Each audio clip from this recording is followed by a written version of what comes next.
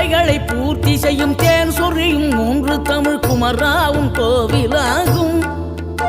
தினம் தேடி வரும் பக்தர்களின் தெளிவான முதிர்ந்த மனம் முருகா உண்மையிலுமாகும்.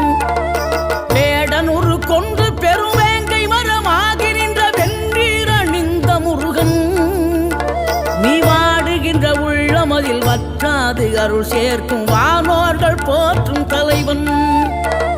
நீரெடுத்த மேனியுடன் ஆறிடத்தில் பேரெடுத்து நினைவெல்லாம் இனிக்கின்றவன், நீ ஓரெழுத்து ஆயுதமாய் ஒளிகின்ற வேலெடுத்து உறுதுணையாய் வருகின்றவன், எனக்கு உறுதுணையாய் வருகின்ற